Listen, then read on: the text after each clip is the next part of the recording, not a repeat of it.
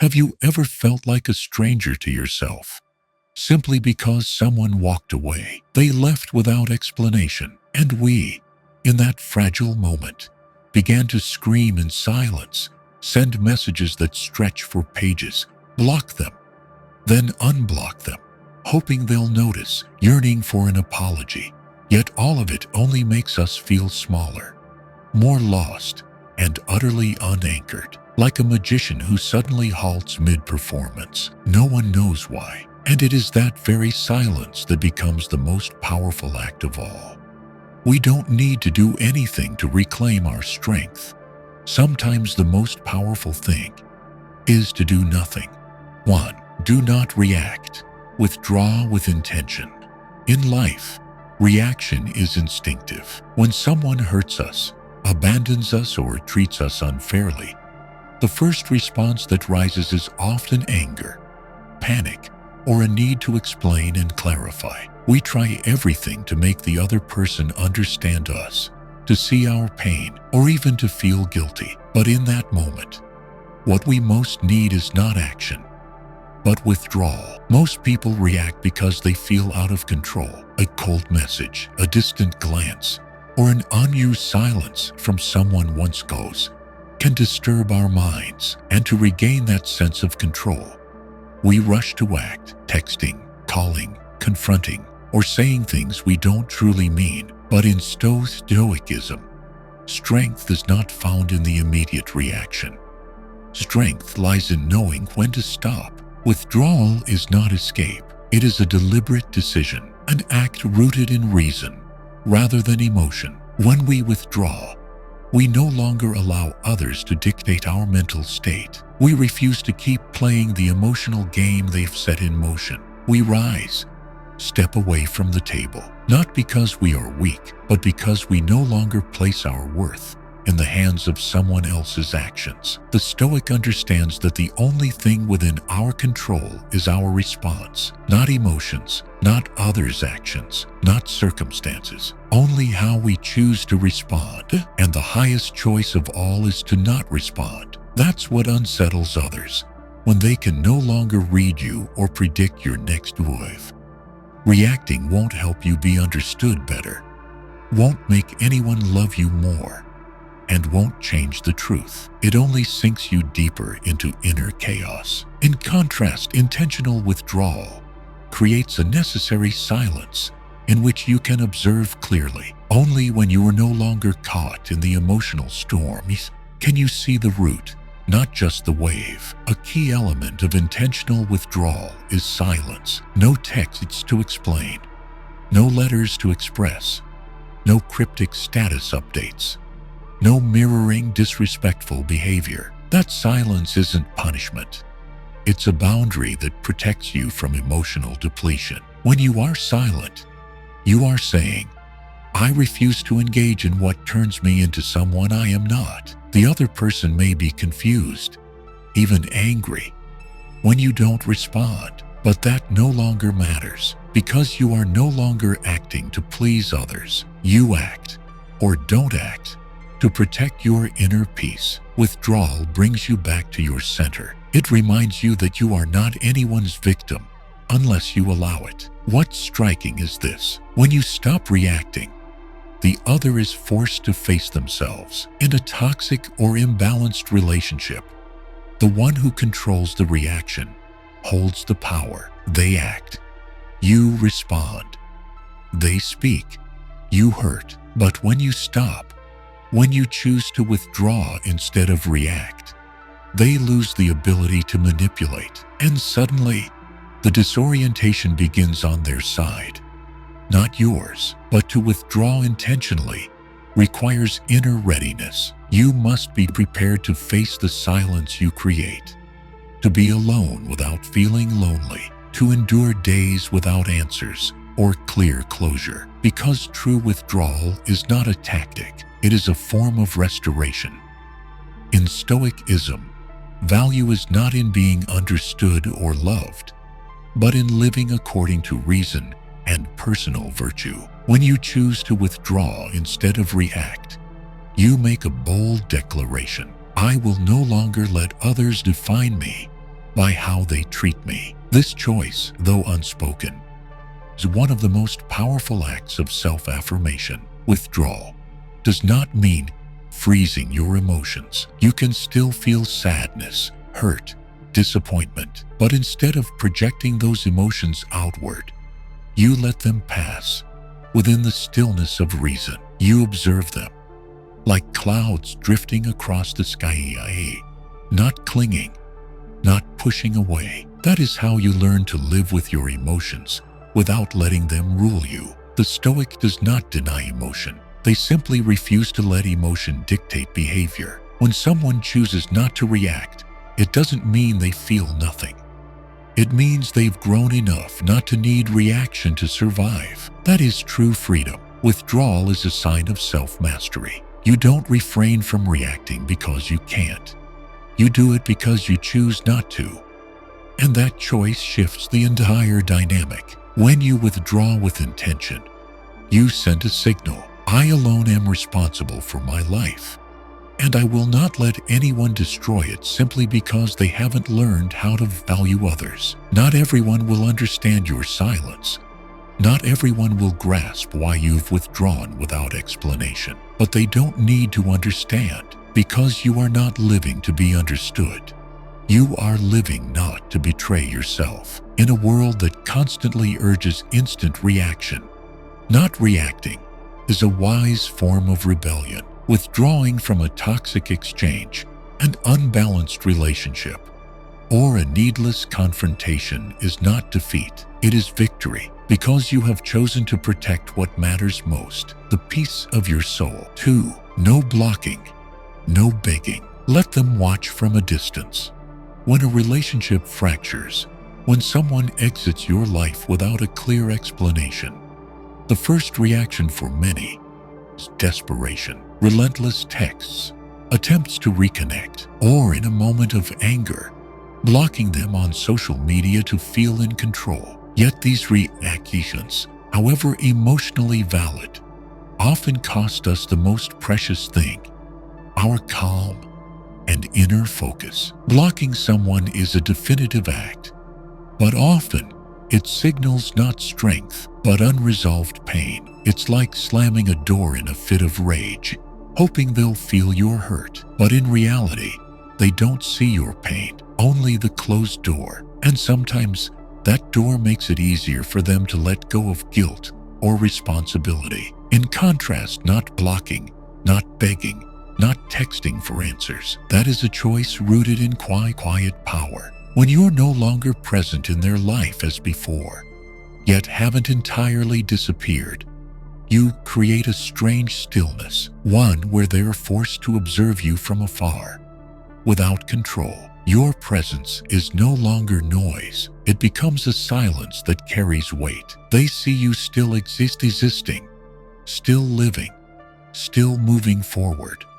Without them, no complaints, no anger, no resentment. That very silence and your composed demeanor makes it harder for them to erase you from their mind. In today's digital world, social media reflects our personal lives. By not blocking them, you leave the window open. But instead of using it to send bitter signals, cryptic posts, or forced happiness, you simply keep living. Every photo you share, every new habit, every change is proof of one thing: you are healing without them. They say silence is the loudest reply, and in this case, your cute yet vivid presence forces them to question. They no longer know what you're thinking, can no longer read you as is before. What unsettles them is not the loss of conquest, but the loss of influence over your emotions. Not begging is a clear expression of self-respect. When you stop trying to prove your worth to someone,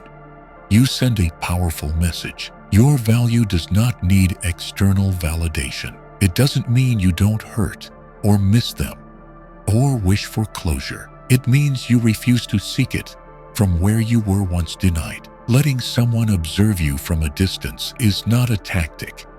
It's a mark of self-governance. The Stoic acts not to influence others, but from inner principle. They do not seek to provoke regret or flaunt progress. They simply stop allowing what no longer belongs to them to drain their energy. One reason this approach is effective is because it denies the other person closure. When you don't block, don't respond, don't stage a dramatic goodbye, you leave no clear ending for them to move on from. They see you're still around, but no longer accessible. That ambiguity places them in a limbo, where assumptions unravel. Human psychology reacts strongly to uncertainty. A clear pain is easier to process it than vague silence. When you let someone watch from a distance without giving them an ending, or your emotions, they are left to imagine. And what unsettles them most is not what you are doing,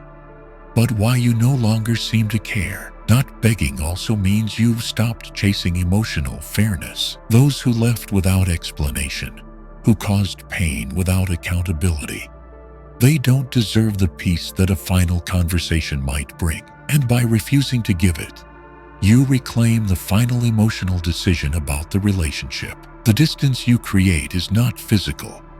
It is a boundary of the mind. They may still see you, but no longer know how to reach you. They don't know what you think, if you're waiting, if you still remember. And that unknown stirs in them, not longing for you, but for the control they once had. That silence, that poise, makes you unforgettable. To witness you living, growing, glowing without them forces them to confront what they've lost. Not all will return, but most won't forget. Not because you aim to leave a mark, but because you lived true, unchained, not blocking, not pleading, not resisting.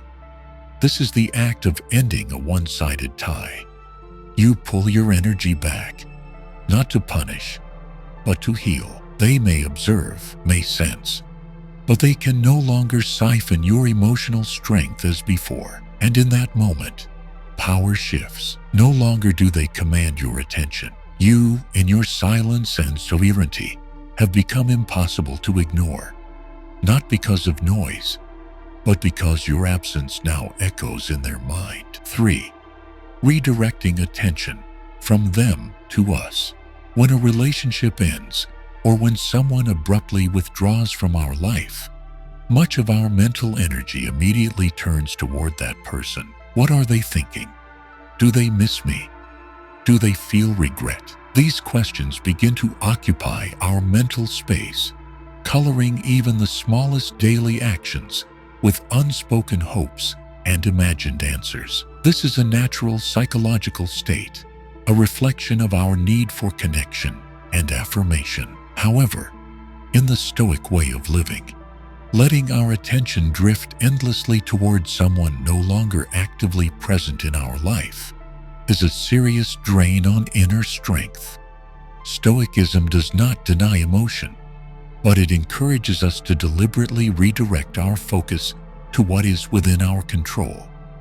And the only person always within that sphere is ourselves. Turning attention from them to us is a process. It doesn't happen overnight, nor is it triggered by one resolute declaration. It unfolds through a series of small daily choices, choosing not to check their social media, not to replay old conversations, not to linger in fading emotions. Instead, we return to ourselves, not to forget them, but to avoid losing ourselves in the process of forgetting someone else. As we begin to turn inward, clarity gradually returns to our surroundings. We rediscover habits that were neglected in the pursuit of that relationship. It might be reading, exercising, learning a new skill, or simply enjoying a meal without checking our phone. These small acts not only rebuild our personal rhythm, but reconnect us to the essence that had been obscured by emotional attachment. This redirection also marks a recognition. We are the center of our own lives, not anyone else. The Stoic constantly emphasizes the idea of internalizing the goal. Instead of aiming to bring someone back, we aim to restore ourselves. Every action now is no longer about the other, but about our own growth. Every book read is progress. Every act of patience a mark of self-mastery. In practice, redirecting our focus brings a tangible benefit: clarity. When we stop fixating on them, we begin to see the situation more clearly. We notice where the relationship was unhealthy, where boundaries were crossed, the scenes we once ignored. That lucidity does not come from them. It emerges from the journey inward. A crucial part of this journey is self-loyalty. How many times have we tried to change ourselves just to be allowed to stay in someone's life? How many false standards have we adopted just to be accepted? Redirecting attention means we no longer live to meet others' expectations. We begin to set new standards, not to attract anyone, but to live in harmony with who we truly are. Turning inward doesn't mean retreating from connection. On the contrary, it lays a stable foundation for future relationships built on wholeness, not lack. When we enter new bonds with a heart mended from within, we no longer seek salvation in others. We come whole, not hoping to be completed. Focusing on ourselves also sharpens how we manage time and energy. Instead of spending hours analyzing a message or speculating why someone changed, we invest that time in learning, working, caring for our health. These seemingly minor shifts create lasting momentum. We feel progress, purpose, and regain a sense of control over our life. This redirection is also a chance to reconnect with personal passion and forgotten dreams. Many realize they had abandoned hobbies, goals, or plans just to sustain a vague relationship. Turning inward allows us to gather those lost pieces and weave them into a more complete self. Stoics believe happiness is not something external, but a state of inner harmony. When we bring our attention back to ourselves, we are no longer governed by others' emotions, opinions, or silence. We stop living in the world of "if only they," and enter the world of "I will." Every act now flows from a grounded place, untouchable, because it is built on the bedrock of our own being. In the end, this redirection is not just recovery, it is a quiet rebirth. We don't need to announce that we've changed. We don't need anyone to validate our strength. The very choice to no longer place someone else at the center of our mind is itself the clearest sign of inner maturity. 4. Silence, but not passivity. Silence is often misunderstood as weakness, as the helpless pause, when one no longer knows what to do next. In Stoic philosophy, however, silence is not passivity or surrender. It is a form of deliberate action. It is the decision to not react hastily, to not let fleeting emotions take the reins, and to break the pattern of reflex, replacing it with observation and self-command. In the context of a broken relationship, a sudden withdrawal, or an unresolved wound, most people tend to respond with words. They feel the urge to explain, to justify, to defend, or to confront. They believe silence makes them the loser in others' eyes. But in truth, the Stoic knows well that real strength lies in knowing when to speak and when to remain silent. In Stoic thought, silence is not the absence of action. It is a higher form of action, because it requires deep self-control. When someone chooses silence over argument, over writing lengthy messages filled with pain, over broadcasting their anger on social media, it's not because they have nothing to say, but because they know words spoken in emotional turmoil rarely bring truth, only temporary relief. At that moment, silence becomes a space to turn inward, to listen to reason instead of chasing instinct. It is a pause that prevents decisions driven by negativity. Silence sustains clarity, and from that clarity, intentional action can emerge. What does not passive mean?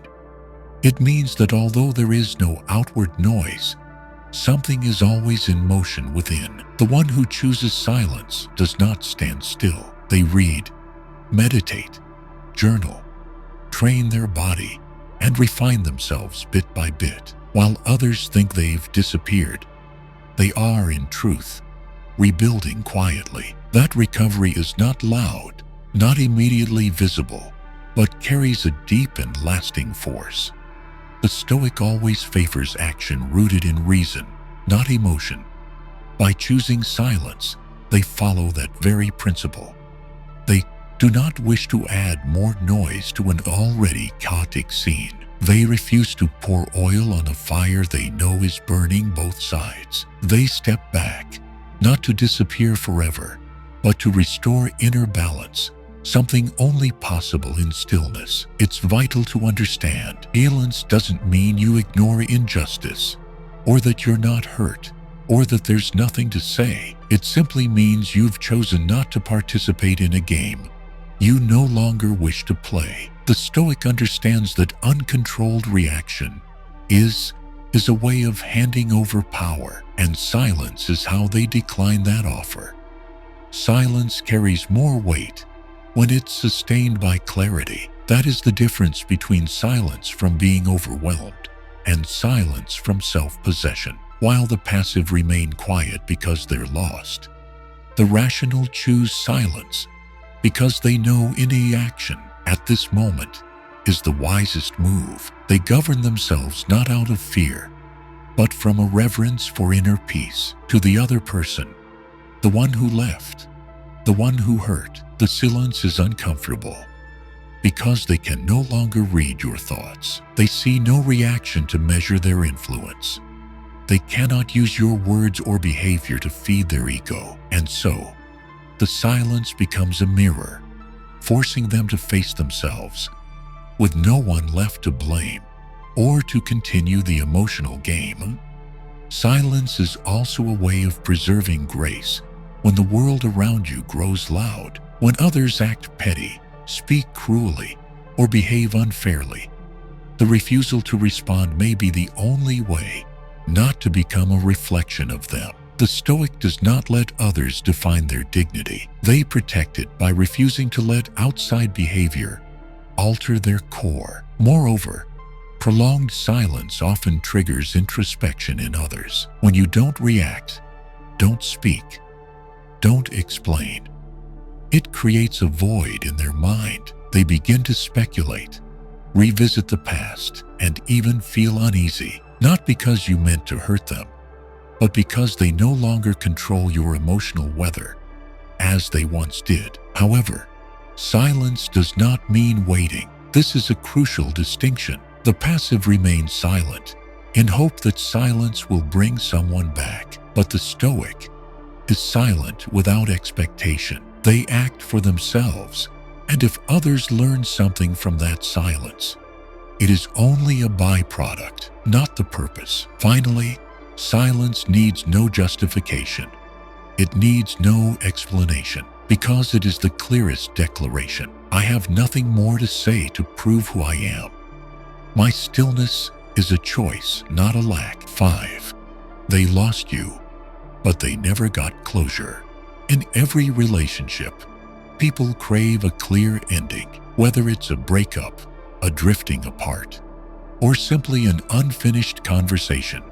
Most of us want some explanation, a conclusion, or at least a confirmation that something has ended. It gives the mind closure and allows it to move forward. Yet in many cases, the departure happens in silence, without warning, without reason. And it's that ambiguity that makes it hardest for the other to let go. The Stoic does not seek closure from the outside.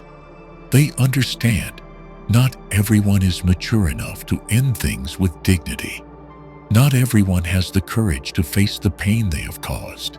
So when someone chooses to leave without saying goodbye, your silence and refusal to chase them is not defeat. It is handing back full responsibility for their exit. The truth is, by not offering them a clean ending, you deny them the release they hoped for. A loud breakup, though painful, is easier than a quiet disappearance. In silence, they don't know if you are hurting, waiting, or have already moved on. And it's this uncertainty that haunts them. When someone leaves expecting you to react, to text, to demand answers, to beg one last time. Your silence becomes the unexplainable. They lose their sense of control. And in human psychology, the loss of control breeds anxiety. They start to wonder, why didn't they respond? Was I never that important? Is there someone else? Are they truly not hurt? These questions go unanswered.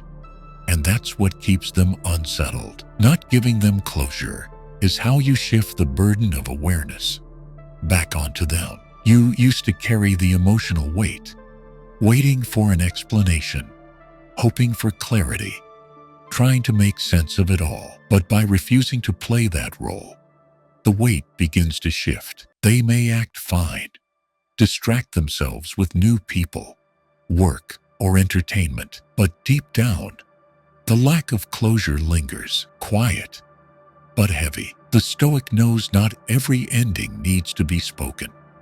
Some relationships end not because of some grand rupture, but due to misalignment, disrespect, or a quiet drift in values. In such cases, silence is the clearest conclusion, not for them, but for you. It preserves dignity, asserts autonomy, and refuses to beg for clarity from someone who no longer deserves access to your inner world. An unclear ending often prevents them from closing the file on their emotions. They can't tell themselves the story is over because there's no evidence to support it. No final conversation to recall. No fight. No tears. No slammed doors. Only a void. And that emptiness is the hardest thing to confront because it forces them to assign meaning to something they no longer control. Meanwhile, you, the one who stayed silent and gave no closure, are moving forward. You're healing, rebuilding, and returning to your inner values. Each day you live with calm becomes another day they feel the space you left behind. They may not show it. They may appear unsincere, but the absence of a definitive end keeps them tethered to the past. Ironically, the one who thought they could leave so easily often ends up stuck the longest. They assumed you'd need them, would demand answers, couldn't live without them. But when the opposite happens, when you remain silent, avoid drama, and do not react, they are forced to reflect. And often, the regret doesn't come from what you did after the breakup. It comes from what you didn't do. No ending also means they don't get to control the final chapter. They can leave, but they don't get to dictate how you respond. They don't get to close the door they walked out of. That loss of control unsettles them. They lost you, but they cannot declare that it's truly over. And for the human mind, that leaves a wound not easily healed. The Stoic does not seek emotional validation from those who wounded them. They don't need a final talk or someone to affirm their worth. They know their value doesn't hinge on another's last words. So denying someone a formal ending is not revenge. It is protection. Protection of emotional space, of autonomy, and of a quiet transformation that now unfolds inwardly. 6. True attraction comes from inner strength, not strategy. In today's world, advice on how to appear more attractive is everywhere. Change your appearance. Keep the right distance. Make them jealous. Make them fear losing you. Most of this advice is based on tactics, calculated behaviors meant to manipulate someone else's reaction. But in the Stoic way of life, true attraction doesn't arise from external strategies. It flows from inner strength, something invisible to the eye but deeply felt. Inner strength isn't something we put on display to draw others in. It's something we build for ourselves, regardless of who may be watching.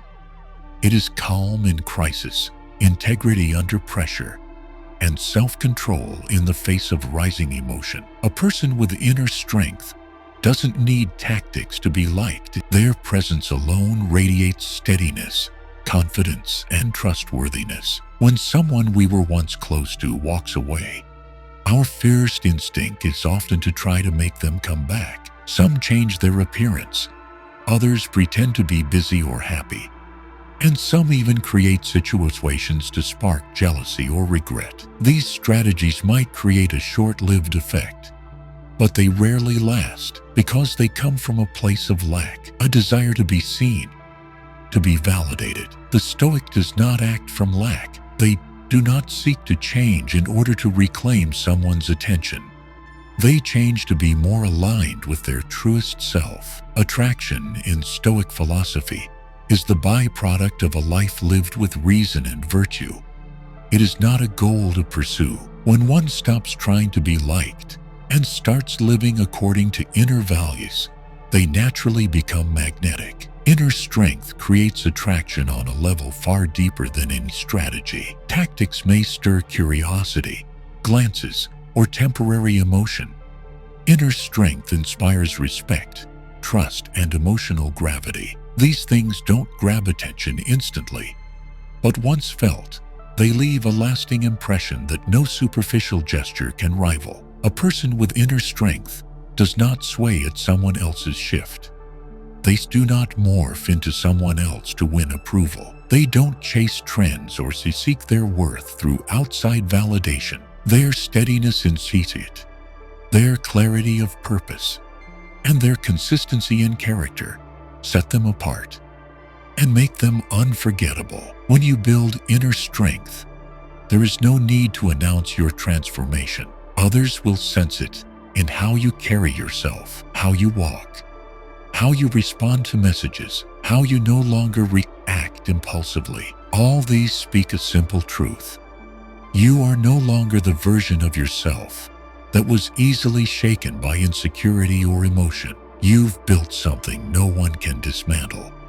Not through silence, not through departure. Attraction born from inner strength is not bound by circumstance. It's not limited to romantic relationships or moments when you're at your best. It shows up in work, in family, in friendship. People with inner strength command respect instead of pity, draw collaboration instead of exploitation. They don't just catch attention, they awaken aspiration. One thing about inner strength, it cannot be faked. Someone may use tactics to impress for a while, but no one can impersonate self-mastery, calm, and resilience forever if it doesn't exist within. When the mask of strategy falls, the absence of real depth becomes obvious, leaving disappointment, not desire, in breakups or rejection.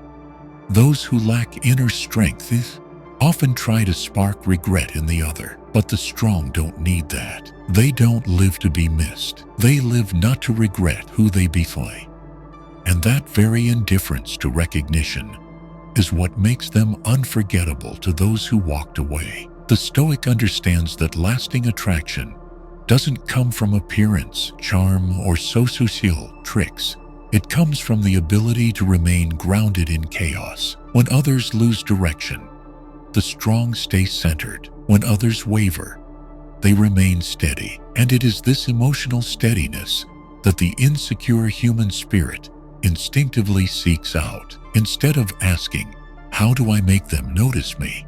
the Stoic asks, "Am I living in accordance with reason and virtue?" When the answer is yes, whether the other returns, remembers, or not, it no longer matters, because at that point, attraction is not the destination. It's simply the consequence, a consequence that cannot be resisted, because it comes from the truth. 7. Observe the mind. You are not your fleeting emotions. In moments of emotional crisis, when someone we love suddenly leaves, when silence stretches beyond what we can bear, or when the weight of abandonment floods in, our thoughts often turn chaotic. A torrent of questions rushes in. Why did they do this? What did I do wrong? Is there someone else? And when these thoughts repeat long enough, they begin to shape our emotions and ultimately the way we perceive ourselves. Stoicism does not deny the existence of thoughts and emotions, but it emphasizes a crucial truth. We are not our thoughts. We are the observer of those thoughts. Amid the constant flow of the mind, We retain the power to choose which thoughts to keep and which to let pass. The ability to observe our thoughts without identifying with them is the first step toward inner freedom. Thoughts often arise from things outside our control. A glance, a comment, a delayed reply. Any of these can trigger a flood of negative speculation. And when those thoughts link up with memory and unhealed pain, they quickly turn into stories. They don't care about me. I'm not enough. I'll always be alone. But once we see that these are interpretations, not truths, we regain the distance needed to keep from being swept away. The Stoic trains the mind to distinguish between what happened and how we feel about it. For example, someone not replying to a message is a neutral event. Feeling hurt or angry is a reaction born from the meaning we assign to it. If we believe a lack of reply equals rejection, we begin to feel offended. But if we simply note, "There's been no reply," without attaching meaning, then negative emotions have no fuel. To observe the mind is to return to the role of witness, not participant. Like sitting on a riverbank watching water flow. You are not the water, but the one watching it. Each time a negative thought appears, instead of immediately believing it, we simply acknowledge, "This is a thought," and let it pass. This requires no internal argument, just a refusal to become each passing mental state. The difference between those ruled by emotion and those who can observe it lies in their ability to maintain distance. When we react to every thought, we become a captive of the mind. When we pause and observe, we become the master of our life. The Stoic does not aim to eliminate emotion. They simply refuse to let emotion dictate behavior. This observation also reveals recurring thought patterns. Some thoughts arise not from present circumstances, but from habit. Always feeling inadequate, fearing abandonment, assuming judgment from others. These thoughts don't reflect reality. They reflect old fears. And when we see that, we can choose to stop believing them. Inner freedom doesn't come from eliminating negative emotions. It comes from learning to coexist with them, without letting them lead. When sadness visits, we welcome it like a guest. Let it sit, without chasing it away or clinging to it. When anger arises, we don't explode or suppress it. We simply note, "Anger is here," and keep breathing. In doing so, the mind slowly learns to coexist with emotion without being ruled by it. The ability to observe thought opens a space for choice. Instead of reacting, we respond. Instead of texting in a burst of emotion, we write it down and pause. Instead of acting just to soothe a void, we stop and ask, "Does this action serve my values?" The space between thought and action is where self-mastery is born. The Stoic practices this daily, not just in crisis, but in the smallest moments. When criticized, misunderstood, or made to wait, every moment becomes a chance to observe the mind and respond with reason, not impulse. From this consistency, they build a life no longer dictated by the chaos outside. Observing the mind is not a temporary technique. It is a way of living. It demands patience, discipline, and honesty with oneself. But its reward is a resilient mind, one no longer trapped in the past, no longer dragged into imagined futures, no longer led by every passing thought that crosses its path. 8. Minimal action. Let life reorganize itself. In emotionally turbulent times, when a relationship falls apart or someone leaves without explanation, our instinct is often to act in order to regain control. Send one last message, post something cryptic, try to get their attention, or do whatever it takes to achieve the desired outcome. But in the Stoic tradition, such behavior often reveals hidden insecurity, not inner strength. The Stoic does not act to discharge fleeting emotion. They act through reason, and only when it is truly necessary. In moments of emotional intensity, they choose minimal action. That is, doing only what lies within their control, and refusing to chase outcomes or reactions from others. They do not rush to win someone back. Do not craft a perfect image online.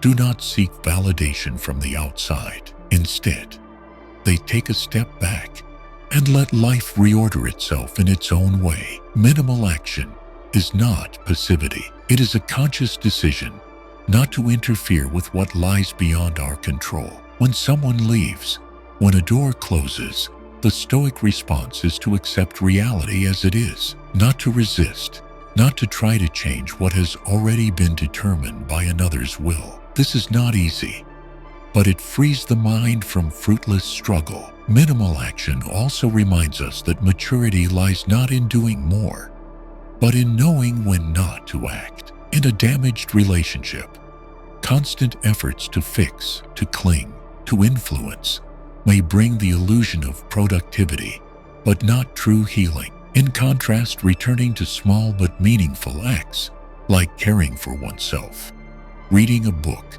exercising, or sitting with stillness, creates deeper, more lasting change. Stoicism teaches that not everything requires a reaction. Not every message needs a reply. Not every misunderstanding needs defending. Not every hardship needs performance. These responses are often layers covering a wound, not real healing. Minimal action means returning to what's essential, doing only what fortifies the self from within, not what performs for others. Letting life reorganize itself doesn't mean blindly hoping things will improve by doing nothing. It's not surrender to fate. Rather, it reflects a deep trust in life's natural order, that every person and every event has its place, and our task is to align ourselves so as not to obstruct that process. When we stop clinging or forcing, what doesn't belong will fall away, and what is ours will remain, not because we demanded it, but because it fits in its time and place. Minimal action also protects us from the long-term cost of impulsive decisions. Rash actions can leave consequences, from harming others to damaging our own integrity. But calm and restraint open a space to see things more clearly. And when a decision finally comes, it is rooted not in momentary emotion, but in practical wisdom and inner balance. In today's world, where we are constantly pushed to act, update, respond, declare, choosing to do nothing becomes a rare strength. The Stoic knows that timely silence, restrained interference, and patient waiting are signs of intelligence, not detachment. It is the ability to step back and see the whole, rather than rushing to fix what is not yet ready. Letting life unfold also reflects another Stoic principle: detachment from outcomes. Minimal action is not just about doing less. It's about being free from expectation. We do the right thing, then release it. We act with virtue, then allow the rest to unfold as it will.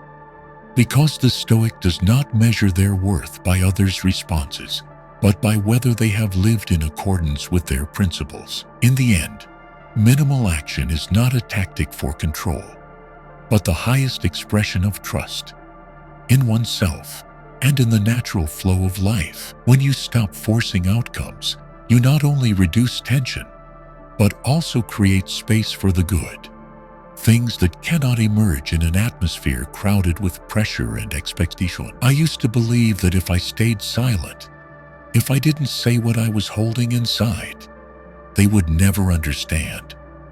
I used to fear that if I didn't text, didn't ask, didn't explain, I would lose them forever. But the more I tried to hold on through action, the smaller and more dependent I felt. Later, when I began to explore Stoicism, I learned how to stop, not because the love was gone, but because I began to understand that love cannot survive on control or fear. I began to choose silence, not to punish, but to heal. I didn't block them. I didn't try to make them regret. I simply stopped, turned inward, and asked myself, am I living in alignment with my values? I wrote more.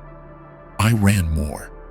I practiced breathing, and I no longer let my mind be consumed by the thought, what are they thinking about me? Instead, I observed my own thoughts and gently let them pass. When you practice Stoicism daily, you don't need to do more. You just need to do less, but do it better. Choose silence over reaction. Choose rational action over emotional impulse. And above all, choose to return to yourself instead of trying to change someone else. Because when you are whole, you don't need to reclaim power. You are the source of it. If this message resonated with you, don't forget to like, subscribe, and turn on notifications so you won't miss future content. And always remember, we don't have to do anything to be loved. We only need the courage not to betray ourselves. See you in the next video.